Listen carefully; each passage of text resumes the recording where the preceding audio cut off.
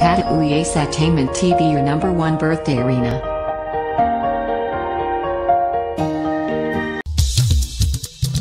Èmi Tọ́pẹ́ ọlọ́jọ́ ìbí òkú ọdún ó wá sọ̀pọ̀ ọdún.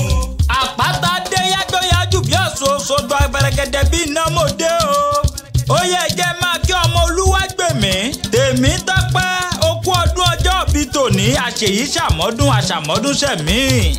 Esther ìwọlé mi kó bẹ̀rẹ̀ fún Òmù Èkìtì nílé bàbá tó bí ọlọ́mọ. Ọlọ́jọ́ ìbí tòní òkú ọdún tó bá jẹ́ ti Kánà ró ká dúró déédéé kójú ó máa yí bí ògo àgbáyé. Esther ọmọ Olúwàgbèmí lẹni àkọ́kọ́ tí mo kọ́kọ́ rí òkú ọdún òkú yèdún. Ayọ̀ Olúwàgbèmí ló ní máa kí ọ tó ní ìtúbà ọdẹ́lẹ̀ bàbá tó bí ọlọ́mọ ńlẹ́ ọmọ Òmù Èkìtì.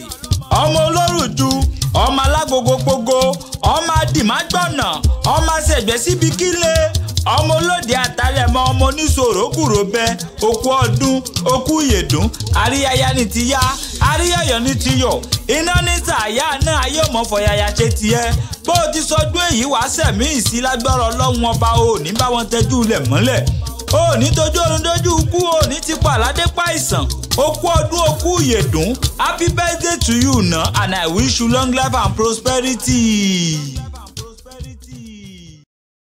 Thank you for watching our video and follow us on Instagram, Twitter and Facebook at Apata Ewi. Please don't forget to subscribe to our YouTube channel for more videos.